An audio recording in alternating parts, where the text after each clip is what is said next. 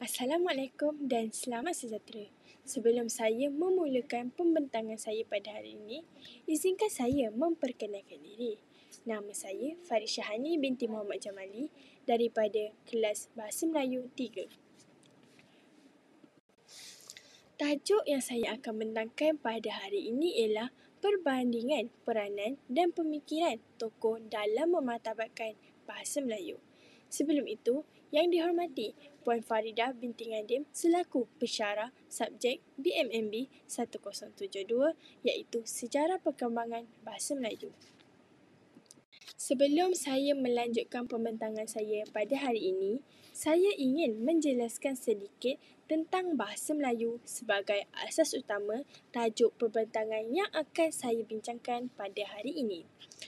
Yang pertama, bahasa Melayu merupakan bahasa kebangsaan dan lambang identiti negara kita. Ia bukan sekadar sebagai alat komunikasi, tetapi juga ia mencerminkan jati diri dan warisan budaya dalam masyarakat Malaysia. Perkembangan dan keperkasaan bahasa tidak hanya berlaku secara spontan. Ia terhasil daripada perjuangan tokoh-tokoh bahasa yang telah berusaha untuk memartabatkan bahasa Melayu, terutamanya dalam memperkukuhkan kedudukan bahasa ini dalam pelbagai aspek. Tokoh memainkan banyak peranan, terutamanya dalam membina sistem bahasa untuk memperkukuhkan pendidikan dan memperluaskan fungsi bahasa dalam masyarakat. Oleh itu, pembentangan ini akan dapat mengupaskan peranan dan pemikiran antara dua tokoh yang penting dalam bahasa Melayu iaitu Munshi Abdullah dan Nik Safia Karim. Sebelum saya pergi secara lebih lanjut, saya ingin membentangkan terlebih dahulu tentang objektif pembentangan saya pada hari ini. Yang pertama, saya akan menghuraikan latar belakang antara kedua-dua tokoh terlebih dahulu. Selepas itu, saya akan menganalisis peranan dan pemikiran mereka terhadap bahasa Melayu. Bukan itu sahaja, saya juga akan membuat perbandingan yang kritis antara dua tokoh ini. Seterusnya, saya akan menilai kesan pemikiran tokoh ini terhadap perkembangan bahasa pada hari ini. Akhir sekali, saya akan mengemukakan refleksi terhadap kepentingan pemikiran tokoh pada hari ini. Baik, seperti yang kita lihat dalam paparan yang pertama ini, saya telah memilih Munshi Abdullah sebagai tokoh pertama untuk dikupaskan pada hari ini.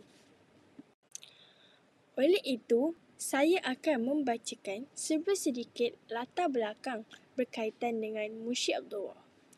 Nama penuh Munshi Abdullah sebenarnya ialah Abdullah bin Abdul Qadir. Beliau lahir pada 1796 dan meninggal dunia pada 1854. Munshi Abdullah merupakan tokoh sastera dan penulis Melayu terawal dan dikenali sebagai bapa kesusasteraan Melayu moden. Perkataan Munshi yang membawa maksud guru bahasa dan beliau mengajar bahasa Melayu kepada pedagang, pentadbir British dan orientalisis. Karya beliau yang terkenal ialah Hikayat Abdullah dan Kisah Pelayaran Abdullah. Slogan untuk Munshi Abdullah ialah bahasa jelas, fikiran waras. Apa maksud bahasa jelas, fikiran waras?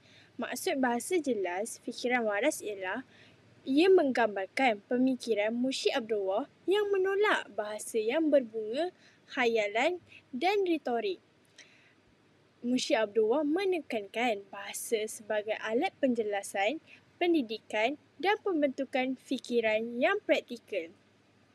Munshi Abdullah juga membawa semangat realisme dan reformasi sosial melalui bahasa. Baik, kita beralih kepada fokus utama kita. Fokus utama kita ialah peranan Munshi Abdullah dalam memartabatkan bahasa Melayu. Yang pertama, Munshi Abdullah menjadikan bahasa Melayu sebagai bahasa tulisan yang lebih teratur melalui karya autobiografi.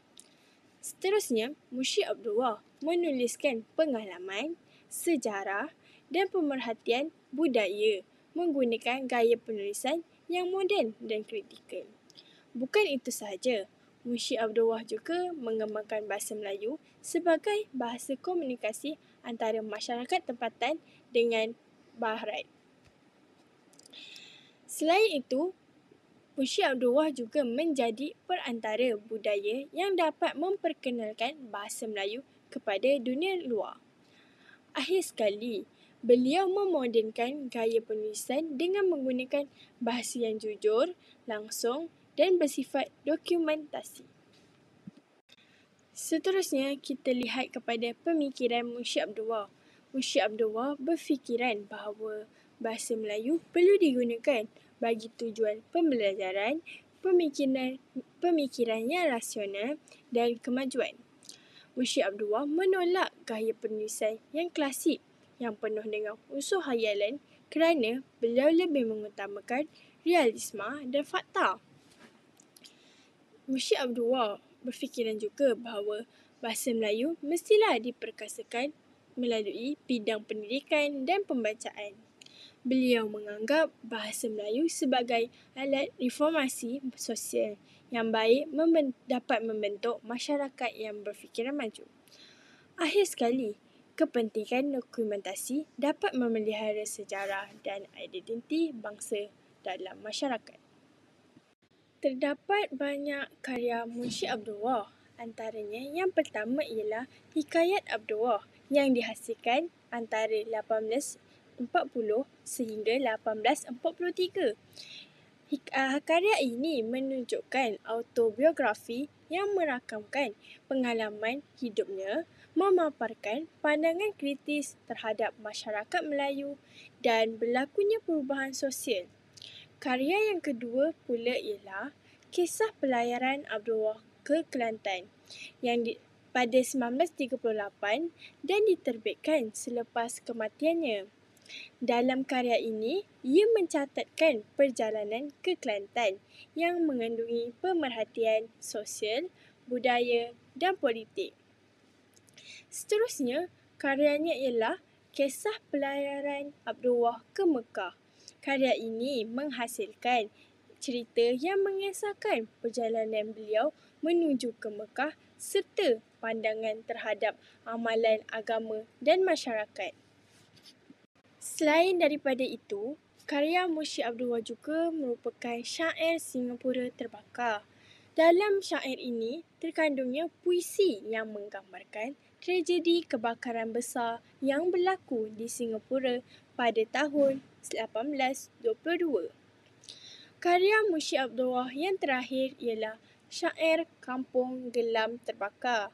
Ia mencatatkan syair yang tentang mengisahkan tentang kebakaran di Kampung Gelam di Singapura. Ciri penting yang perlu ada dalam karya beliau antaranya ialah bersifat realistik dan tidak bersifat khayalan. Selain itu, dalam karya beliau juga mengandungi kritikan yang dapat melemahkan masyarakat. Seterusnya, ia menekankan kepentingan berkaitan dengan pendidikan, rasionalisti dan kemajuan. Akhir sekali, karya beliau mestilah menggunakan bahasa yang jelas dan mudah difahami oleh semua peringkat pembaca. Baik, jika kita lihat pada paparan yang ini pula, tokoh yang kedua ialah Nik Safiah Karim. Baik, seterusnya saya akan membacakan serba sedikit berkaitan dengan latar belakang Nik Safiah Karim. Pertama sekali, Nik Safiah dilahirkan pada 17 Disember 1939 di Kota Baru, Kelantan. Beliau memperolehi ijazah Sarjana Muda Sastra dan Sarjana Sastra dari Universiti Malaya yang dikenali sebagai UM. Beliau melanjutkan pelajarannya ke peringkat kedoktoran iaitu PhD dalam bidang linguistik di Ohio University yang terletak di Amerika Syarikat. Bukan itu sahaja, dalam kerjaya akademik, beliau pernah bergelar sebagai seorang profesor di UM. Beliau memegang banyak jawatan, termasuklah ketua jabatan, dekan dan pengarah akademik pengajian Melayu. Beliau juga pernah berkhidmat dalam pengurusan bahasa di Dewan Bahasa dan Pustaka iaitu DBP, termasuklah sebagai bekas timbalan Ketua Pengarah. Akhir sekali, beliau merupakan tokoh yang penting dalam bidang tata bahasa Melayu, perkamusan, linguistik dan pembangunan bahasa. Bagi slogan yang sesuai digunakan untuk Nik Safia Karim berbunyi, bahasa bermartabat, bangsa berwibawa. Mengapakah saya berkatakan slogan itu sesuai untuk beliau? Ini kerana slogan itu membawa maksud yang selari dengan perjuangan Nik Safia yang berusaha untuk memartabatkan bahasa Melayu sebagai bahasa ilmu, pendidikan dan pentadbiran. Selain daripada itu, ia juga memberi maksud bahasa yang teratur, yang baku dan kukuh untuk membawa kewibawaan kepada bangsa. Ia juga menunjukkan fokus beliau terhadap perancangan bahasa, pembakuan dan kesedaran linguistik masyarakat untuk menaikkan semangat masyarakat dalam memartabatkan bahasa Melayu. Terdapat pelbagai peranan Nik Safia Karim. Antaranya ialah dalam membakukan struktur tata bahasa Melayu melalui tata bahasa Dewan. Seterusnya, beliau mengembangkan bahasa Melayu sebagai bahasa ilmu di universiti. Seterusnya, Nik Safia Karim menghasilkan istilah baru, terutamanya dalam bidang moden seperti sains, teknologi dan humaniora. Nik Safia Karim juga menyumbang kepada pembinaan korpus bahasa, kajian linguistik dan kerja-kerja standardisasi bahasa. Akhir sekali, Nik Safia Karim aktif dalam seminar, forum dan penulisan ilmiah yang dapat memajukan linguistik Melayu. Baik, Nik Safia Karim berfikir bahawa bahasa Melayu perlulah dibakukan bagi memastikan keseragaman ayat.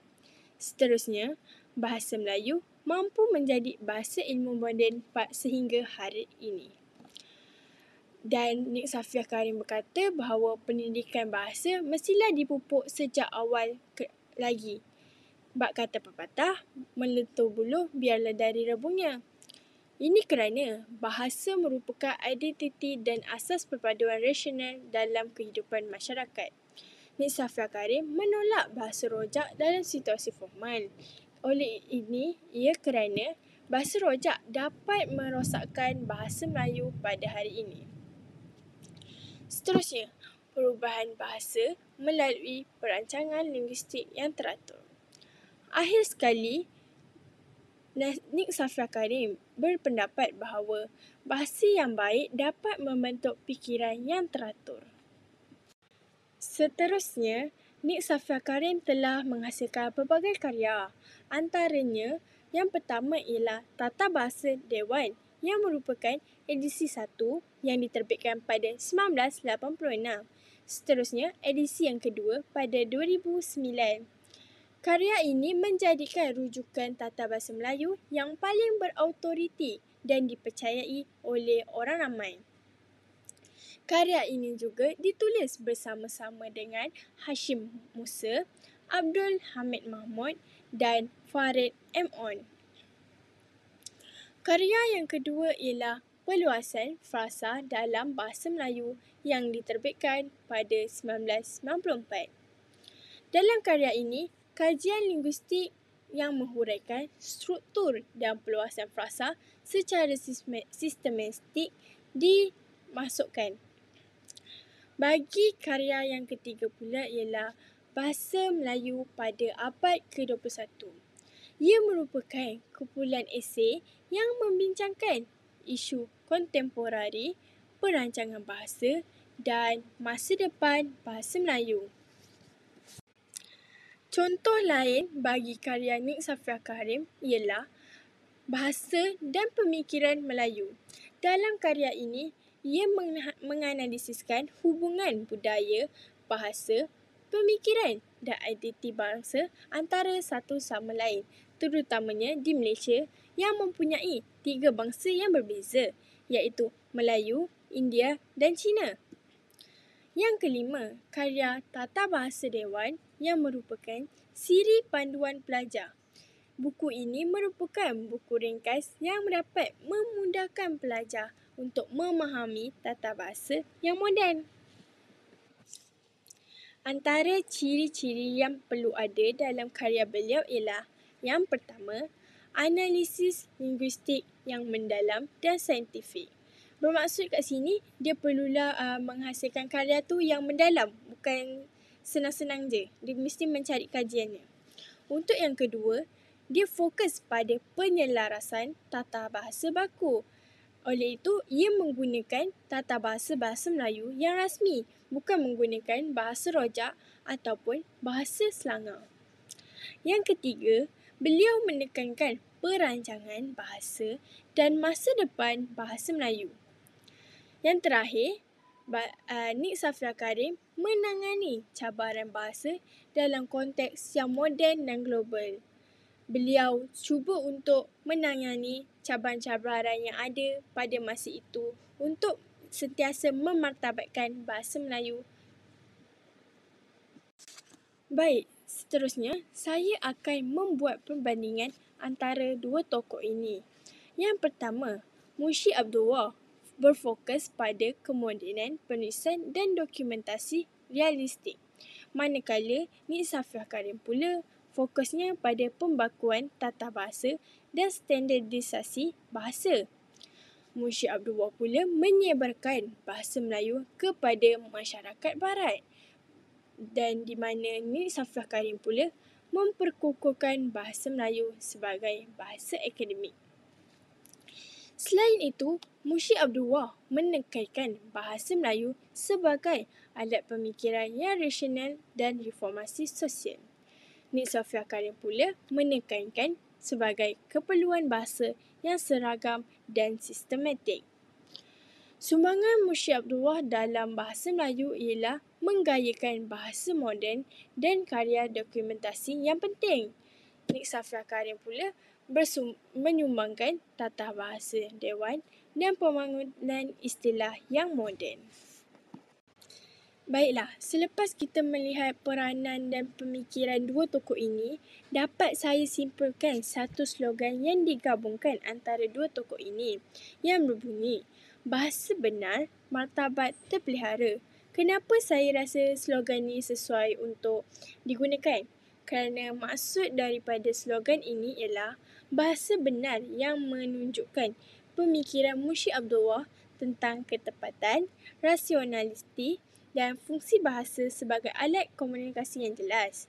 Martabat terpelihara pula menunjukkan semangat perjuangan Nik Safia Karim dalam memartabatkan bahasa Melayu ke tahap yang tertinggi sebagai bahasa ilmu dan negara.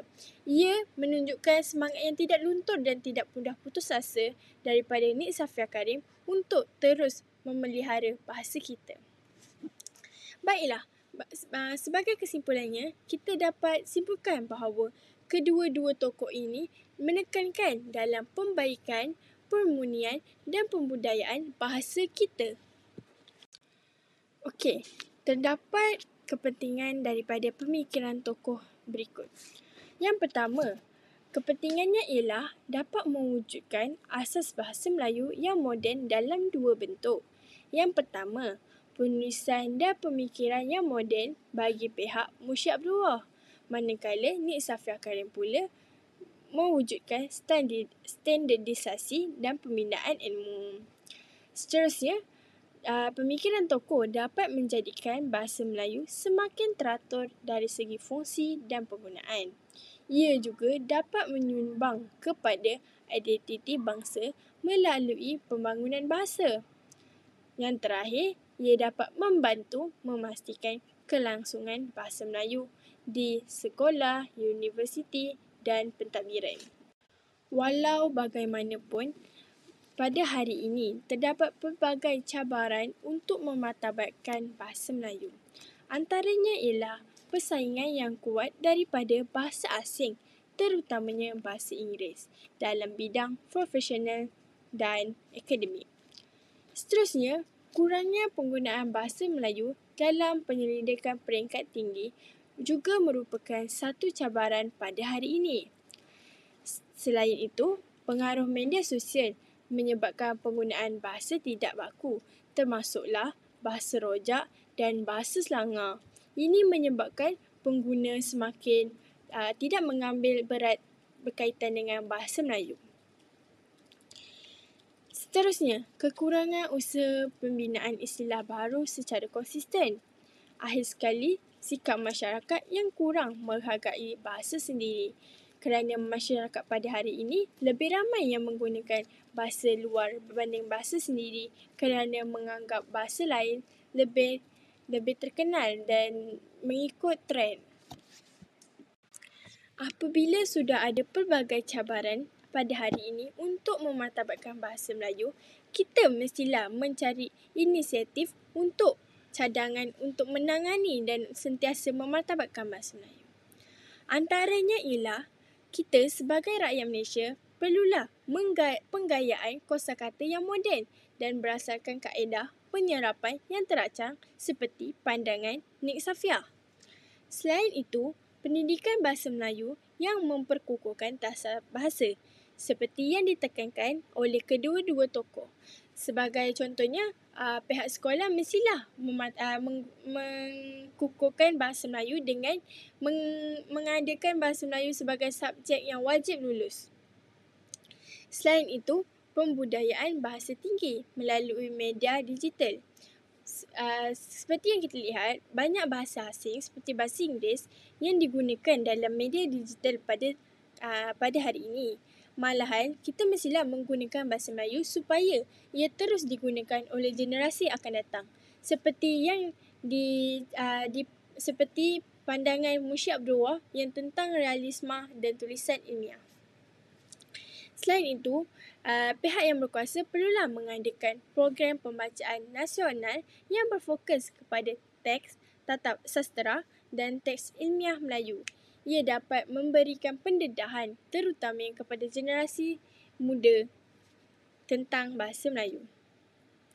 Akhir sekali, DBP perlulah memperkasakan penguasaan bahasa sekiranya berlaku kesalahan ejaan ataupun sebarang isu dalam tata bahasa. Implikasi yang saya dapat buat daripada pembentangan hari ini terutamanya terhadap pendidikan dalam bahasa Melayu ialah pemikiran kedua-dua tokoh ini boleh dijadikan sebagai pengajaran tata bahasa moden. Selain itu, guru boleh memanfaatkan pendekatan Munsyi Abdul Wahab untuk menghasilkan bahan bacaan yang realistik dan berfakta. Seterusnya, pendidikan perlulah meneraskan literasi digital berbahasa baku selaras dengan pandangan Nik Safiah tentang norma bahasa. Biasakan yang betul. Akhir sekali, pemikiran tokoh dapat membantu guru untuk membentuk pelajar yang menghormati bahasa, budaya dan identiti bangsa. Sebagai rumusan daripada saya punya pembentangan pada hari ini, saya dapat rumuskan bahawa Munsyi Abdul Wahab dan Nik Safiah Karim mempunyai peranan yang tersendiri dan besar dalam arah memperkembangkan bahasa Melayu. Bukan itu sahaja, kedua-duanya memperjuangkan bahasa melalui pendekatan yang berbeza. Sebagai Munsyi Abdul Wahab dapat memodenkan penulisan dan pemikiran dan Nik Safiah membakukan bahasa dan memperluaskan fungsi akademik. Sumbangan mereka berdua ini membentuk asas yang kukuh dalam bahasa Melayu moden. Akhir sekali, generasi kini perlulah meneruskan usaha untuk memartabatkan bahasa dalam semua bidang. Kerana jika bukan generasi pada kini yang memartabatkan, siapa lagi? Baiklah, setakat ini sahaja pembentangan saya pada hari ini. Sebelum saya melaburkan tirai pembentangan saya, izinkan saya memperdengarkan satu rangkap pantun yang berbunyi, burung merbah terbang ke taman, hinggap sebentar di dahan jati. Sampai di sini pembentangan. Terima kasih atas perhatian yang diberi. Itu sahaja daripada saya. Sekian, terima kasih.